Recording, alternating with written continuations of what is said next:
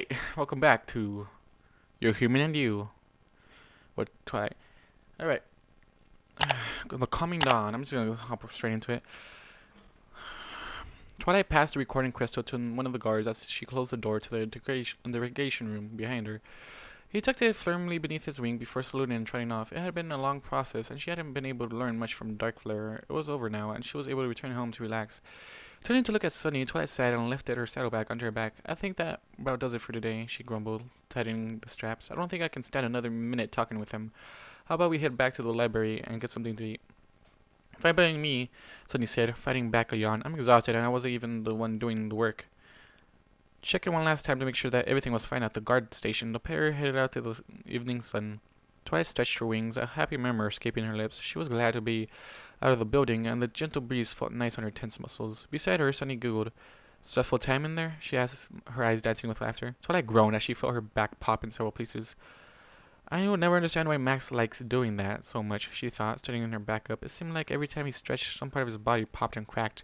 She could tell when he got up in the middle of the night, as the sound seemed to echo around the library. It also brought a smile to her tired face whenever she woke up to it. It was a sign that her human was still alive.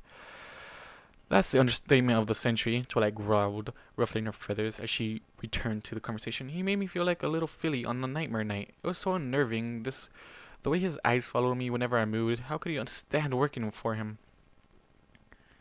Suddenly flinched before hanging her head. It wasn't easy, I'll tell you that much, she said softly. I just tried my best to avoid him as much as possible. I tried to avoid all of them, actually. She stared at the ground as they walked along, a small frown on her face.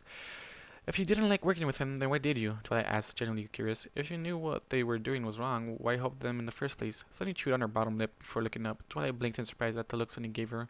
Ever since she arrived, Sunny had been one of the happiest-go-luckiest mares Twilight knew. She could give Pinkie Pie a run for her bits on occasion. Even during stressful times, there was a hint of laughter in her gaze, like she knew everything would turn out alright in the end. Now, however, there was only a tiredness the likes of which Twilight had only seen once before on one other pony. Truthfully, she said, sounding worried, I needed the money. That's the reason? Twilight scoffed, rolling her eyes. You couldn't have found any other way to earn money than to join up with criminals? You couldn't have found any other way to earn money than to join up with criminals? You could have found any other way to earn money than to join up with criminals? Sorry, guys. That's easy for you to say. You're a unicorn, or were one. Rather, for a Pegasus born and raised in Canterlot, work isn't easy to find. Sunny growled, returning her gaze to the ground. Everything is run by the unicorns. Hey, the whole damn city is practically ruled by them. Earth ponies and Pegasus are usually reduced to working menial jobs, like cleaning streets or trash collection. And those don't pay near enough to support yourself. What about working for the weather factory? Twilight asked, trying not to sound too accusing. That's an accusation for Pegasi. Oh, please, the weather in Canterlot isn't controlled by Pegasi, she huffed, a wing twitching on her side. With the use of weather-controlling magic, the entire Canterlot branch of the factory is controlled and managed by unicorns. They use their stupid magic to make the weather and move the clouds.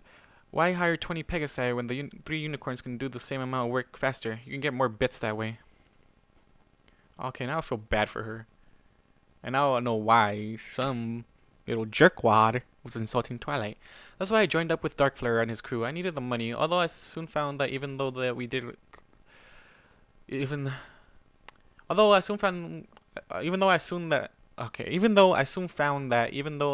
did could be considered wrong on so many levels, I enjoyed it. Not because it was torturing and selling humans, she added, noting Twilight's shocked expression. But because I was working with humans, you see, to a human there is no difference between a unicorn and a Pegasus. They don't see the horn or the wings, or the lack thereof. They just see another living creature. If you are really friendly to a human, they are friendly to you as well, regardless of who you are. Tears welled up in her eyes as she talked, slowly rolling down her cheeks to fall to the ground below.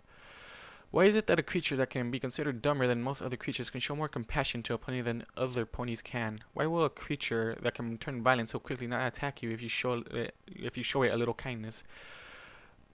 But a pompous, arrogant unicorn won't even pause to help a pony in distress. She turned her gaze up to the sky, blinking back tears as she did so. Why are Pegasi that grow up in Canterlot considered next to useless? She whispered. Twilight's ears splayed back. She chewed on her lip as she glanced at Sunny out of the corner of her eye. She shocked at the sudden wave of negative emotions. She could understand where it was coming from, though. What Sunny said had some merit, much to Twilight's chagrin. Okay, what? Canterlot was mostly run by unicorns, including the Weather Factory branch located there. Twilight knew that, yet still she blindly ignored the fact that that wasn't the only reason she was uncomfortable about Sunny's revelation. The entire time Sunny had been living at the library, Twilight had been treating her poorly. Max and Spike would go out of their way to help Sunny if she needed it.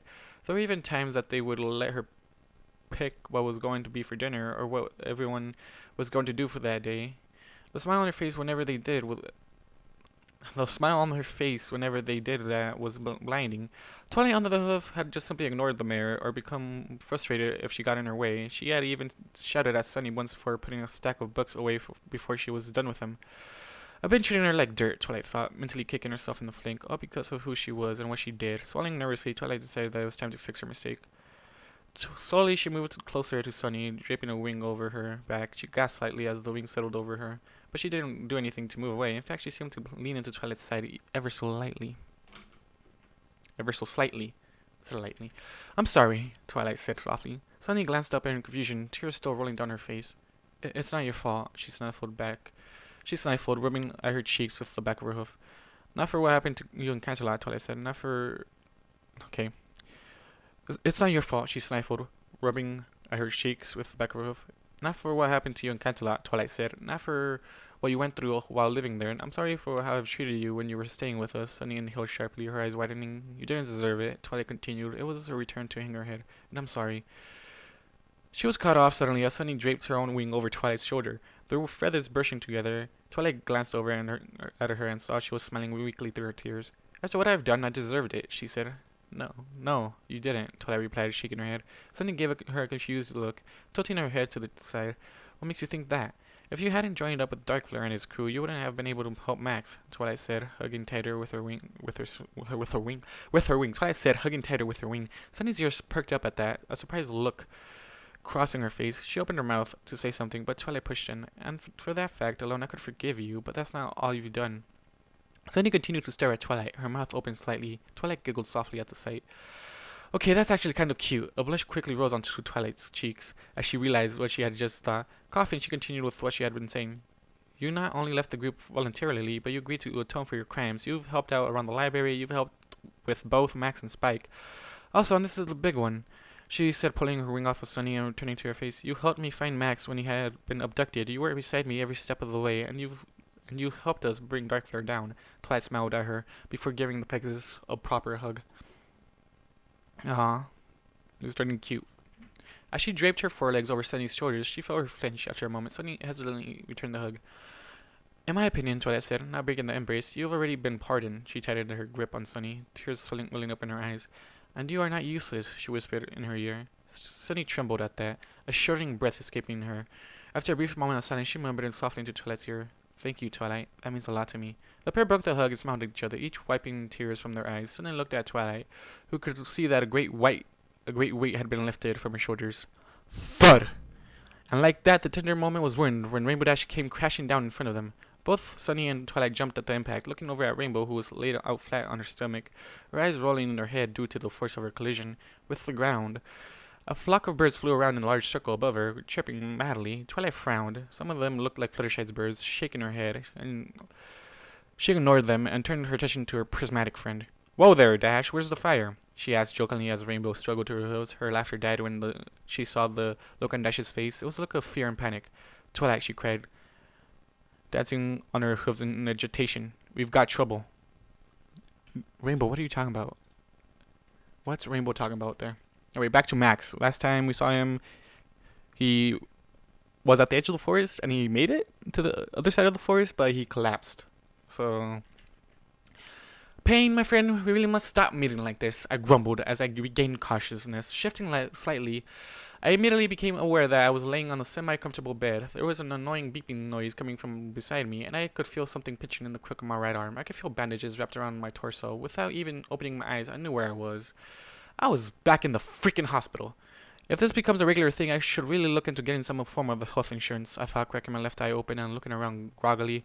Back home on Earth, I had been in the hospital many times, but each time was to visit my grandmother, who had several medical problems. I myself had been admitted to the ER only once, and that was for a stomach virus that had me vomiting every 5 minutes.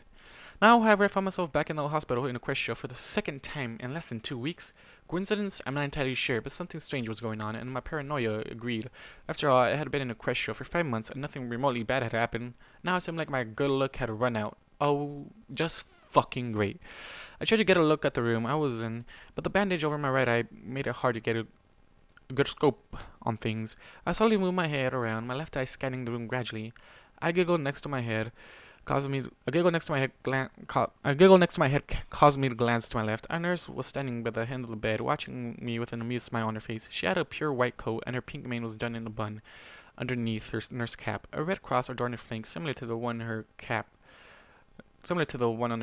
Her blue eyes twinkled with mirth as she looked at me. Welcome back. We weren't expecting you to be conscious yet, she said, chuckling softly as I just lay there, blinking at her own owlishly. It's good to see you again, even if it is so soon after your last time.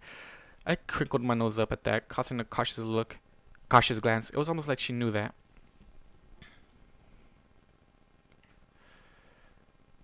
Okay, do you know about what this? Does everybody know about Max and Ponyville? It's my question. Like, I feel like everybody should know right now. Before you start getting paranoid, she began, her tone of voice remaining calm and collected. Yes, I know that you're unique, seeing the alarm on my face. She shook her head and quickly nodded. Miss Sparkle explained some of it the last time you were here. Fluttershy filled in a bit more when she arrived with you earlier today. I've got to say, it was rather hard to believe at first that you were actually intelligent, but I can start to see that it's true. She giggled again as I closed my eye and groaned loudly, letting my head drop back onto the pillow. Great, someone else who knows the truth. Might as well just have a town meeting about it at the rate ponies are learning. As if sensing my distress, the nurse patted my shoulder tenderly. There, she said, laughter hidden in her voice. It's not all that bad. The only staff that know about your situation are the ones who are taking care of you. We figured it would be best to keep this as quiet as possible until Twilight could deal with it personally. I opened my eye and gave her a weak smile, silently thanking her. She chuckled again before walking to the end of the bed to consult my medical charts. As she flipped through the chart, she continued her one-sided conversation. All things considered, I was fairly surprised at how well she was taking everything. It was a good thing that Fluttershy got you here when she did. Otherwise, the Metacor's venom would have done its job. She treated your injuries back at her cabin, but upon discovering the Manticore barb embedded in your shoulder, she rushed you here. She was having a panic attack, believing that she hadn't made it in time. Spike and the Crusaders will also be happy to hear. My heart rate spiked instantly, causing the nurse to drop the clipboard in the open shock. I had completely forgotten about the girls. Are they alright? Is Spike okay? What happened after I passed out? Struggling with the sheets around me, I attempted to stand up. The nurse rushed to my side, gently yet firmly pushing me back onto the bed. Okay. Relax, she ordered, her tone authoritative. Relax, they're fine. I slumped back into the bed, breathing heavily. My shoulder burned and a dull throb resonated through my lower back. All of them had several cuts and scratches and were in a state of shock, but nothing major. The nurse continued, keeping a firm hoof pressed against my chest to stop me from rising. Out of the 5 of you, you were in the worst condition when you arrived. As my heart rate slowly returned to normal, the nurse returned to the foot of my bed, keeping her eyes on me as she walked. As I was saying, Spike and the Crusaders will be happy to see you awake. She continued, picking up the clipboard in her hooves again. You had the Manticore's barb jammed into your left shoulder, nearly hitting your scapular spine. It was a touch and go for a bit as we tried to remove it, but once we did and got the anti-venom into your system, your condition stabilized. You also had several lacerations across your back, which we cleaned and bandaged. Although it did require some stitches, your feet were pretty scratched up as well, but we were able to heal most of the major cuts. Try and take it easy for the next couple of days, okay? She asked, shooting me a smirk over the clipboard. I rolled my eyes, but a small smile touched my lips nonetheless. The smile caused her to flinch, a shiver running down her spine. She managed to compose herself again quickly. Returning the charts back in the basket, she proceeded to check my bandages to make sure none of my wounds were becoming infected. As she checked me over, I mused silently to myself. Alright, I forgot. We don't do that in this world. Why is it that most ponies that discover I'm smart don't freak out? Twilight and Sunny were understandable, but everyone else just seems to take it in its stride. I glanced down at the mare, who currently had her ear pressed against my chest, head bobbing in time with my heart. A small smile on her face. Maybe I'm just not giving these ponies enough credit, or maybe it's just this bloody town. Twilight did say that the ponies in this town were crazy. Yeah, you got that right. She says that sometimes. Glancing out the window, I noticed that the sun was just beginning to set. Unless I was mistaken, I had been out for only a few hours. Once the nurse was satisfied that I was as healthy as I could be given the circumstances, she stood up and headed towards the door. Boom, boom, boom. Well, everything appears to be in order, she called back over her shoulder, and she reached the door. Now that you're awake, there are some ponies out here that have been waiting to see you. As she said that, I immediately thought of Sunny or Twilight. I hope Twilight isn't too upset with me. I went preparing my excuse for what had happened. I was not prepared, however, for the white blur that assaulted me the moment the nurse opened the door. I could only sit there, a dumb expression on my face, as Rarity clung to me, crying her eyes out. Applejack followed her in, sniggering slightly at the sight before her. Thank you, Rarity blubbered out, sobbing into my chest. You saved them. You could have left them. You could have left them behind and saved yourself, but you didn't. As she continued to cry, Applejack approached my bed, smiling sheepishly at me. Thanks for keeping my sister and her friends safe, she said, her southern drawl cracking as she spoke. Her southern drawl cracking as she spoke. Her eyes were bloodshot, a clear indication that she had been crying earlier. I just gave her a small smile, wrapping my arms archly around Rarity as she continued to cry. Her once perfect mane was disheveled, twists and knots present where normally there wouldn't be. We remained like that for several minutes, Rarity crying in my arms as Applejack stood beside the bed, shuffling her hooves, looking anywhere but at me and Rarity. Yeah, it was actually pretty awkward. Don't let anyone tell you otherwise. Finally, the tears slowly began to cease. Sniffling, Rarity looked up at me and blushed slightly, wiping her eyes with her hoof. She proceeded to extract herself from me, hiccuping slightly as she did so. Jumping down off of the bed, she attempted to straighten her disheveled mane as she turned to face me. I rubbed my shoulder, the pain slowly increasing, but still manageable. I'm terribly sorry about that, dear, she said, her voice cracking slightly. It's just that ever since her accident, I've been scared of something bad happening to Sweetie. Closing her red-rimmed eyes, Rarity took a deep breath, trying to compose herself.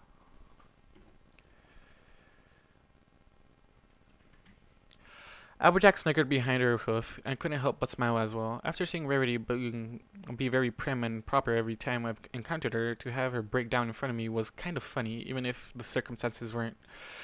I'm sure she was very worried about her sister. I was just glad that my body reacted before my mind did when it came to saving the fillies. Anyway, she said, opening her eyes, her voice sounding slightly stronger. I just want to say that I'm sorry for how I have been treating you. It was unprofessional and unladylike to do so. And for that, I apologize. I was wrong about you, and I thank you again for saving Sweetie, despite our tense relationship with one another. Oh, she's apologizing for this shit, but okay. I'm happy now. I had already begun to sign out my response when I realized that neither of them could understand hoof language. I guess I got too used to Sunny and Twilight being able to understand me. I facepalmed, which drew confused expressions from both mares, who glanced at each other before looking back at me. Gazing around the room, I searched for something to write on. I glanced down beside my bed, and my eyes widened as I saw that my bag was lying on the floor next to it. Reaching down, I picked the bag up gingerly. As I placed it on the bed, I grimaced at the condition the bag was in.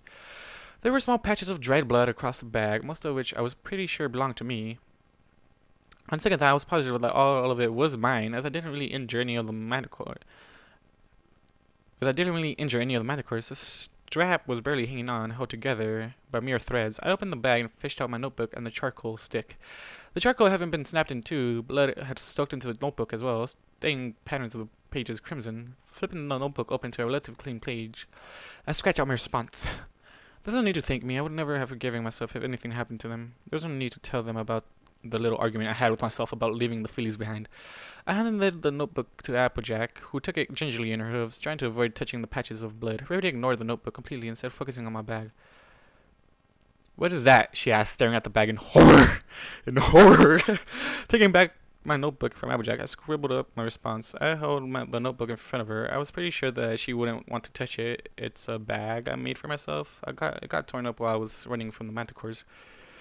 Rarity looked back and forth between the notebook and the bag, shaking her head in disgust. That would never do at all, darling, she huffed, looking at the offending bag like it was roadkill. I would not allow you to walk around with that thing any longer. After you get out of the hospital, come over to my shop and I'll create you a new bag for you. Come to think of it, she said as she started to eye my tattered clothing. I can make you better clothes too. Yes. I thought this was gonna happen. Like, one moment, yes, everything just changed.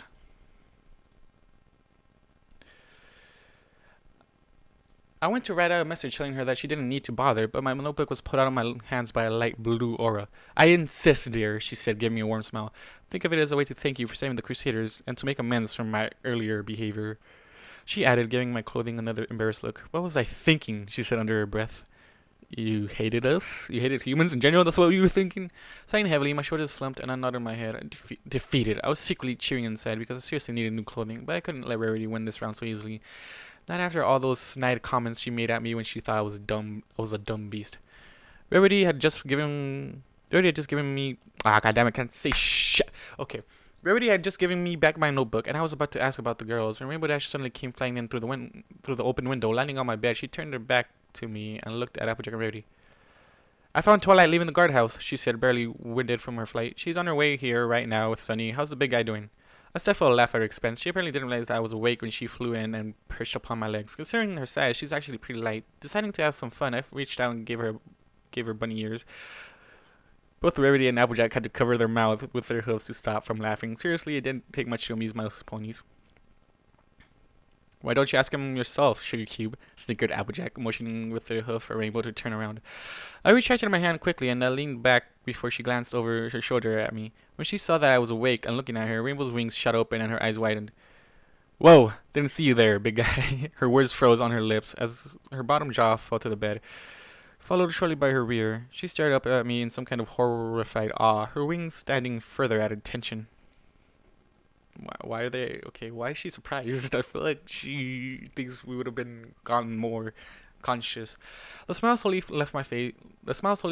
As she continued to stare at me, replaced instead by a look of confusion. Glancing at Applejack and Rarity, I raised my eyebrows in silent question. Both of them just shrugged shoulders, equally confused. It was when I started waving my hand in front of Rainbow's face that she finally moved. Dude, she breathed, standing up and taking a shaky step forward. Your eye looks wicked. I looked at her in confusion. What's she talking about? What's she talking about? My eye is no different than the last time she saw it. Okay, what? Something's up with her eye now?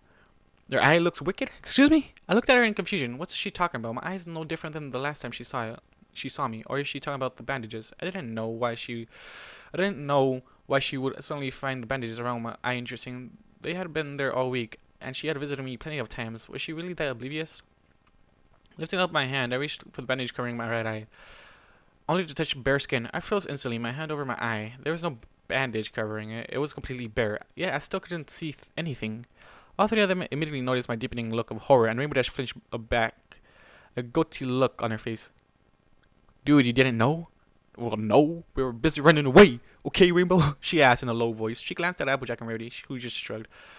We didn't tell him because we thought he knew, Applejack said, rubbing the back of her head. I just assumed that Twilight had told him already. Rainbow looked back at me, her gaze concerned along with another emotion I couldn't quite place.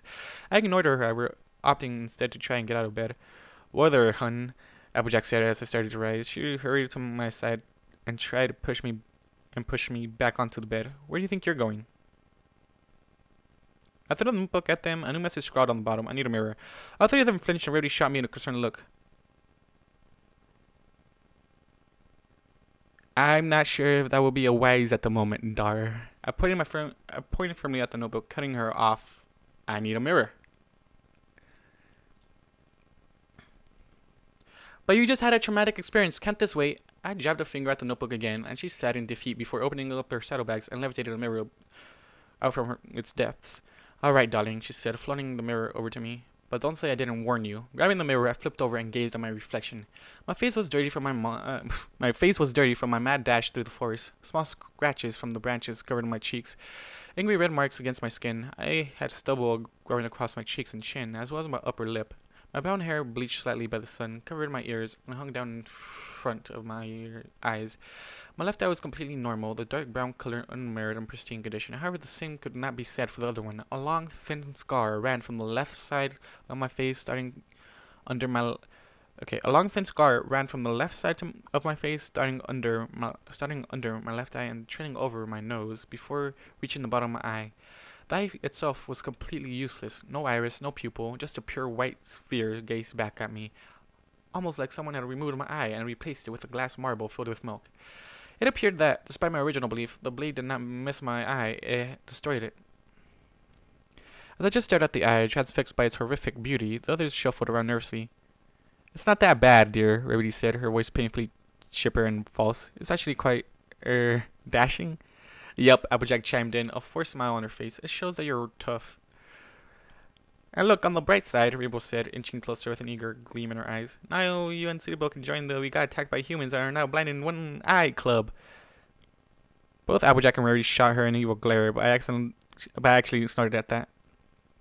I wasn't really upset that the eye was useless. Don't get me wrong, it still sucked, and I would have liked to have had it back to normal, but it wasn't really a huge loss on my part. While my left eye was a perfect 20/20, my right eye, which had been a lazy eye I had surgery on, was only 20/70. That meant that even though I could see out of it, I relied heavily upon my other eye, so the only real problem I had now with losing the eye was a permanently larger blind spot. Plus, I was pissed that nobody told me that I was useless. My guess was that the doctors neglected to tell anyone because I was human. Okay, now I'm mad. Like, I would be mad if I just, like, no one told me about it. Like, you kidding me? No, the eye didn't really concern me that much. It was the way Rainbow Dash was looking at me. It was the way Rainbow Dash looked. Oh, God damn it. No, the eye didn't concern me that much. It was the way Rainbow Dash was looking at me that concerned me. All three mirrors just stared at me as I studied my blind eye, each with a different expression of concern, or in Rainbow's case, excitement and awe. Really, it just started to creep me out. Tilting my head to the side slightly, I leaned in closer to the mirror, trying to get as good a look as possible. You okay, darling? Rarity asked tentatively. You aren't upset, are you? I turned my gaze from the mirror and looked over at her. I gave her a blank look for several seconds before cracking a strange little smile. Rarity and Applejack flinched slightly at the sight of my teeth, but Rainbow just inched closer, her wings still at attention. I don't care what Twilight says, Applejack muttered to Rarity. I'll never get used to that smile of his. Rarity nodded nervously in agreement before they both turned and gave me a sheepish grins. I smirked at the two mirrors before returning my attention back to the mirror, only to find Rainbow inches from my face. I checked my head back up before giving her a bemused look. A look that just screamed, "Can I help you?" Dude, that scar, your eye, she said breathlessly, a small blush spreading across her face. They're awesome. Slowly licking her lips, she continued to stare at my face as her tail twitched behind her and her back legs began to slowly knead down into the bed. Her wings were still stiffening gradually by her sides. An odd odor was beginning to fill the room. I swallowed nervously as I slowly realized what the emotion on her face was exactly. Oh boy, not good. Applejack and Rarity were staring at her in shock, mouths agape. She was slowly closing the gap between us, and I already scooted back as far as I could. I glanced sideways at the other two, silently pleading for help, but I think they were completely frozen. Rainbow was now close enough that I could feel her hot breath on my face, her crimson eyes glinting with an inner hunger. She slowly inched her face closer, her eyes starting to close as she moved her lips closer and closer to mine. Mere centimeters separated her moist lips from mine, her eyes closed tight in anticipation.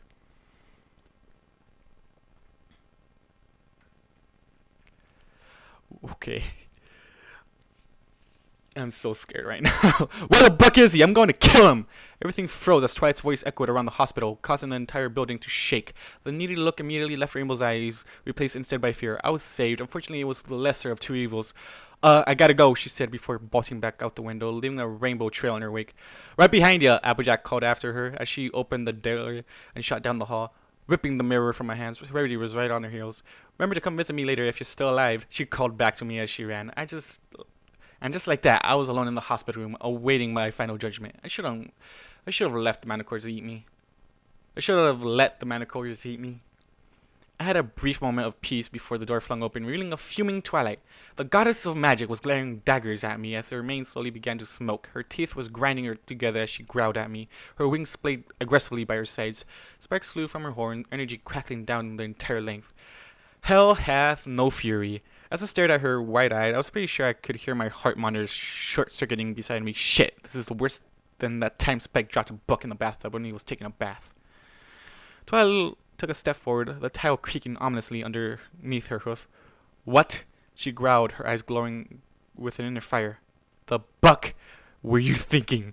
I shot a quick glance at the open window through which Rainbow had disappeared not minutes ago. Weighing my options, my room was on the second floor, so the ground wasn't too far below. I would probably suffer some bruising and maybe a few broken bones, but I would get out alive. Fortunately, Twilight saw where I was looking. The window was quickly surrounded by her magic and slammed shut, the force of the blow causing the glass to rattle in its frame. Well, she's pissed. How that's gonna end up? What possibly possessed you to go into the forest? What possibly possessed you to go into that forest, accompanied by only 3 fillies and a baby dragon? She growled, taking another step towards me. 3 fillies, a baby dragon, and an injured human. What the buck were you thinking? Well, when she put it that way, it doesn't sound pretty stupid. It does sound pretty stupid, doesn't it? In my defense, Spike wasn't the one in charge. I gave her a sheepish smile, trying hard to resist the urge to bolt. I could feel my right eye twitch slightly as she continued to approach me step by step. Twilight's eyes flashed white when I mentioned the young dragon. You let a baby dragon tell you what to do? You let a baby dragon tell you what to do? She asked, her voice sounding as if several people were talking at once. If it wasn't for the fact that she was about to turn my head off, I probably would have found that cool as hell. What possibly possessed you to agree to that? They caught me by surprise. Twilight just glared at me, growling slightly. I decided that I should probably elaborate. It was the first time I saw Sweetie Belle up close, and I was too shocked at her injuries too. I thought you were intelligent. Twilight snarled, interrupting me. Tell me what part of that could have possibly been a good idea. Entering the Everfree Forest during Manticore mating season? What were you thinking? And I'm a human. In case you haven't noticed, we aren't the most intelligent species out there. The pain medication that I had me on was wearing off, but it seemed that there was still enough left in my system to make my mind not realize I was on extremely thin ice with the power of the gods. Leaping up onto the bed, Twilight roared at me. Stop joking around! You could have died! The entire bed shook with the force of her shout. Trust me, dying is the last thing I plan on doing. I signed with a smirk on my face, while my brain screamed at me to shut up. Instantly, I knew I had said the wrong thing. Energy burst from Twilight, causing all nearby machines to immediately shut down. A great pressure pushed down on my chest, making it difficult to breathe. Twilight's eyes were pure white, her mane flying around her, heading in an unseen hurricane. Snarling, she lunged forward, pushing her nose into mine. As I stared at her in fear, I was pretty sure that my time had finally come. Take this seriously, you mother bucker. Twilight's voice died in her throat as the magic around her immediately diminished. Her eyes returned to their usual violet color, and they began to tear up, placing a hoof over her mouth. Twilight backed up slightly, her wings lying limp by her side. As she continued to back up, I just stared at the place her face used to be, utterly confused at her sudden mood swing. Twilight fell backward onto her flank, tears streaming down her face as she continued to stare at me in horror. Slowly lowering the hoof covering her mouth, she breathed, Your eye. I stared at Twilight incredulously. That's what got her upset. That's what stopped her rage. My eye. I know it's bad, but I don't think it's that bad. I'm so sorry, she whispered, tears slowly rolling down her face and falling onto the comforter below. This only served to make me more confused. What are you sorry for? I asked, trying hard to figure out what the hell was going on. 1 minute she's about to kill me, and the next she's in tears, apologizing to me. I cost you your eye. I started rolling my ears in disbelief. Really? She thinks this is her fault? You were in the pit. You didn't have the knife. You didn't do this to me. Twilight shook her head, the tears still coming. I was the one who blasted the human with the knife, she cried, her body trembling slightly. She refused to look at me. I am the reason the blade cut across your face and hit your eye. I cost you your eye, and now you're going to hate me. With that, she broke down. Why would she do that? He's not gonna hate you. The fuck? Placing my hand over my mouth, I sighed as I looked over at the broken mirror in front of me. I didn't know what to think anymore. Mere moments ago, she was ready to tear my head off for going into the Everfree Forest, and now she was practically crying her eyes out because she thought that she was responsible for my ruined eye. I don't get paid enough to deal with this. You don't get paid at all. What the fuck you mean? Talking about a bad case of being bipolar. What the hell was I supposed to do about this? Why do I feel like the saner one in this relationship? Staring down at the sobbing mirror, I couldn't help but feel my heart go out to her. After everything she's done for me, after every little comfort she's provided me, she still thinks that something like this was going to make me hate her. Twilight, for a mirror as intelligent as you are, you can be pretty stupid sometimes. I sighed as I dragged my hand down my face. I don't blame you, Twilight. You don't? She glanced up at me, the fur on her cheeks wet and matted. Her eyes searched from my face for any sign of deception. I just shook my head at her, smiling warmly. She blinked up at me in confusion. Tears still ran down her face, but they were gradually beginning to fade. But if I hadn't hit him with my magic, I would have died. Reaching out, I grasped Twilight's forehead with my hand, gently pulling her over and into my lap, wrapping my arms around her. I hugged her close and nuzzled my face into her mane. She was hesitant at first, but after several seconds, I felt her return my hug, gripping me tightly in her hooves. As though she was afraid I would suddenly disappear, I was dimly aware that elsewhere in the hospital, I could hear nurses running around, trying to comfort patients disturbed by Twilight's rampage. We stayed like that for a while, each enjoying the other's presence. As I hugged Twilight, I caught the faint scent of lavender Burrowing my nose into her mane, I sighed happily at the scent. The smell of home, I thought absentmindedly, my mind slowly drifting back to earth and my old life. A soft cooing noise from Twilight quickly brought me back to the present. I blushed as I realized what I was doing. I quickly removed my face from her mane. Just embrace it, man. Just embrace it. You love her. Just embrace it. Eventually, Twilight broke the embrace. Leaning back, she wiped her tears with a hoof, sniffling slightly.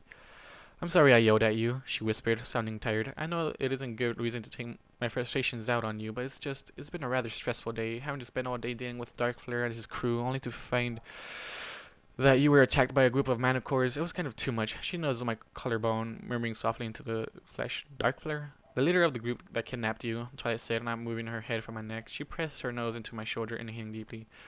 Sunny and I had to interrogate him today, and he was less than hopeful. Did you know his name? No, they never said his name once while I was staying with them. I'm sure to emphasize stay in the most sarcastic way possible since I couldn't talk. Strange, Twilight muttered, still refusing to move. Keeping her eyes closed, she rested her head on my shoulder, a small smile on her face. One of her wings brushed gently against my side, the feathers tickling my skin. Her back leg twitched slightly as she let out a happy sigh. I heard her whisper under her breath. I wish we could stay like this forever. I suddenly agreed with her. It was surprisingly peaceful, sitting there with Twilight wrapped in my arms, her warm body pressed against mine. I even almost forgot about the growing pain in my shoulder and back as we lay there. It was interrupted, however, by a bright flash of light that filled the room. Blinking back the spots that were now dancing in front of my eye, I watched as a single scroll fell onto the bed in front of us. Reluctantly, I released Twilight and she leaned forward. Picking up the scroll, she brought it up to her face with a curious look on her face. That look slowly turned to horror as she read what was on the scroll. It's from the princess, she whispered, her voice terrified. Slowly, she looked up at me and handed me the paper, grasping it in my hands. I unrolled it and read the message scratched across it. Twilight, I am coming to meet him. Okay, that's the end of it? First question, you already met him. You're the one who bought him. So, like, other than being intelligent, we can actually have a conversation now, which he was trying to do with your study, which you just pulled him away from, which is kind of annoying. Anyways, guys, thank you all for watching, listening to whatever you guys do, and I'll see you guys in the next one. Goodbye. 100,000 stories have filled my head.